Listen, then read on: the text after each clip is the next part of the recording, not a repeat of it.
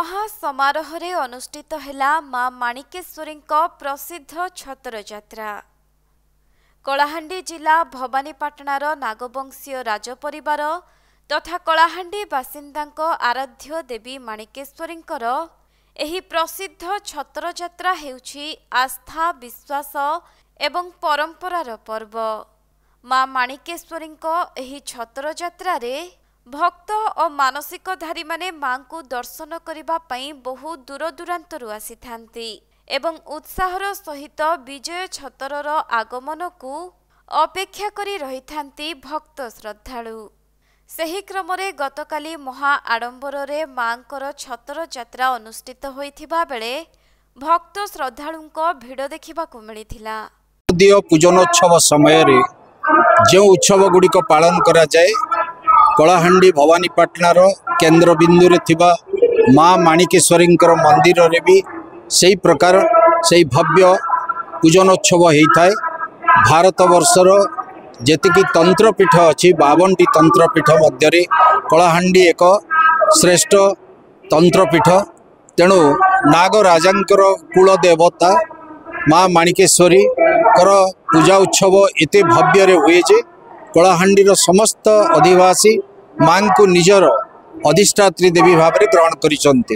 तेणु प्रति मंगलवार दिन मांकर एक स्वतंत्र पूजा हुए एवं मांकर आज अष्टमी तिथि रे रात्रि रे से गमन करिसंती जेनाखाल को। जेनाखाल रे राति रे अवस्थापन करी सूर्य उदय बेले को एक महेंद्र बेलारी मां नगर परिभ्रमण रे आसीचंती। सेठी गोटे गुप्त भाव रे गोटे पूजा हुए। से पूजा सारला परे माँ वर्तमान आसुचंती। वर्तमान आपणकर जेल पाखापाखि हो गले। लक्ष लक्ष श्रद्धालु मांकर दर्शन अपेक्षा रे अछंती। मांकर दर्शन करी तांका पाखरे आभूम प्रणाम करिवे एवं तांकर जने सेवक भाव रे आनंद उत्साह उल्लास शांति सुख और समृद्धि कामना करिवे। तेबे भक्त माने शांति और मैत्रीर प्रतीक भावे कला एवं धला रंगर पाराकू छतर उपरकू उड़ाई थांती। कलाहांडी जिला समेत पड़ोशी जिला तथा राज्य और राज्य बाहरु लक्षाधिक मानसिकधारी माने मांकर एही छतर यात्रा को आसी थांती।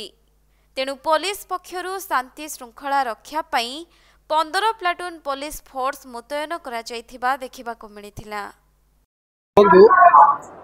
मार्कंड पुराण रे कहा जायछि जादेवी सर्वभूतेषु शक्ति रूपेण संस्थिता नमस्तस्यै नमस्तस्यै नमस्तस्यै नमो नमः। इस संसार को जदि आम अवलोकन करवा ताल देखा तार मूल होची शक्ति। शक्ति को छाड़ीदेले आम कौन से गोटे पत्र भी झुलवा ना। आप शुणुचे कौचे श्रवण शक्ति, आम खाऊचे भोजन शक्ति, आम कहूचे बाक शक्ति, आम देखुचे दृष्टि शक्ति। तेणु शक्ति को जदि छाड़ीदेवा ताहले मनुष्य एभली कि शिव मध्य सब हो। शिवर ईकार शक्ति रूप में रही शिव होती से ईकार को शक्ति को जदि काढ़ीदेवा ताहले शिव मध्य सब हो। तेणु सर्वस्व आद्या महालक्ष्मी समस्तंकर आदि होती महालक्ष्मी बोली मार्कंडेय पुराण कहते से होती त्रिगुणात्मिका सत्व रज एवं तम गुण परिपूर्णा। और से ही प्रथम तीनोटी शक्ति तीनोटी गुण तीनोटी शक्ति को उत्पन्न करते। गोटे होती तम गुण शक्ति महाकाली एवं रजगुण शक्ति महालक्ष्मी एवं सत्वगुण शक्ति सरस्वती। ये तीनोटी या सृष्टिर स्थिति आउ पालन आउ उत्पत्ति ये तीनोटी दायित्व प्रदान करा जायछि से दिन ठारू।